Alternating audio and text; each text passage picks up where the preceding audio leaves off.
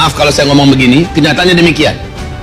Dan baru kemarin terbongkar ada seorang dokter muslim yang soleh, dokter berhasil meruqyah seseorang yang kesurupan jin. Setan yang ada dalam tubuh orang itu diajak berbicara dan berbicara tentang virus corona. Apa kata mereka? Yang membuat virus corona ini adalah Illuminati. This virus that was implemented by the United States in China, is it linked to jinns and magic, or is it just a chemical weapon?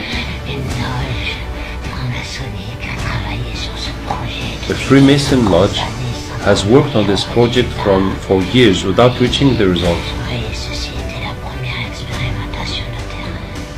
Mereka yang menciptakannya dan mereka sudah merancangnya, dan kita sudah tahu semua Illuminati dan Freemasonry punya program 2022. Jumlah populasi manusia di muka bumi ini hanya 500 juta saja boleh lagi yang masih hidup, berarti selebihnya harus mati.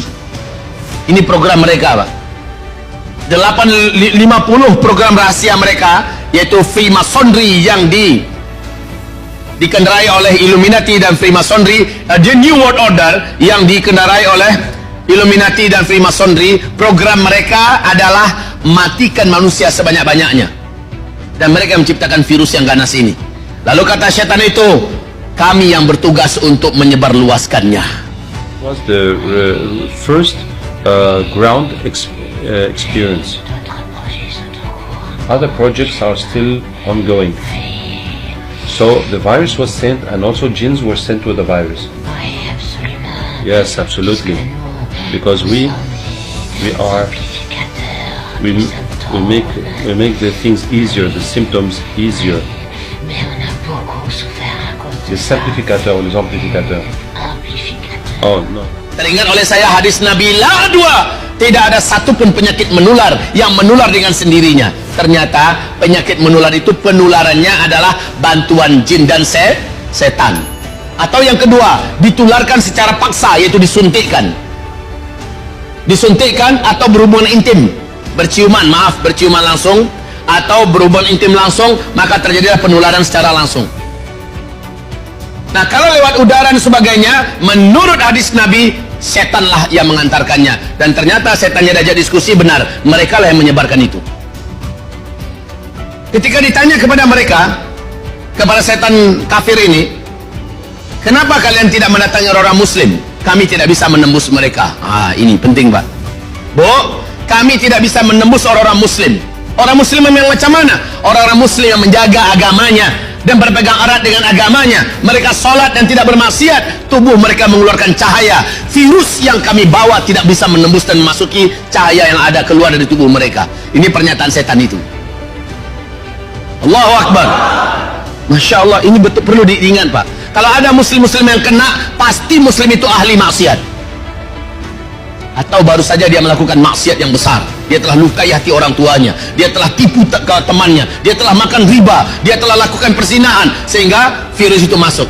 Adapun muslim yang soleh, yang taat, berkat solatnya, seperti kata Rasulullah, as-solah ila solah fama bainahuma kafaratun lima bainahuma.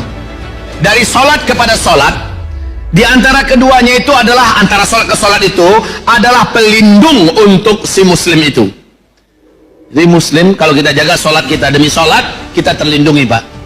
Walaupun satu lift terkena COVID-19 dan kita ada di tengah-tengah mereka, semuanya serentak batuk mengeluarkan virusnya, kita menjaga zikir, kita menjaga solat, kita tidak bermaksiat kepada Allah, maka takkan ada yang tembus dengan izin Allah, takkan ada yang tembus.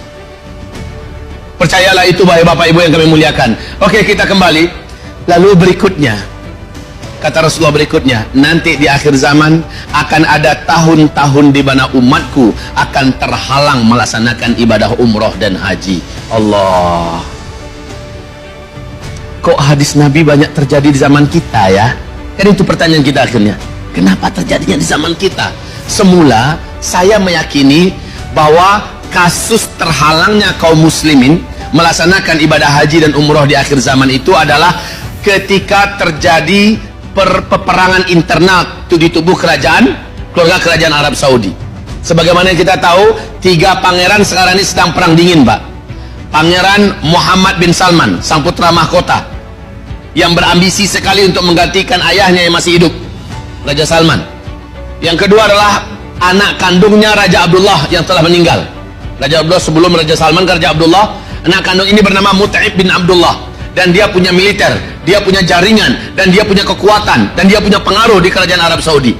Ini juga sedang perang dingin dengan Muhammad bin Salman. Kemudian juga Khalid bin Talal, ini juga pemilik kekayaan dan militer, pemilik kepolisian militer. Kaum muslimin yang kami muliakan, mereka ini sedang bergaduh.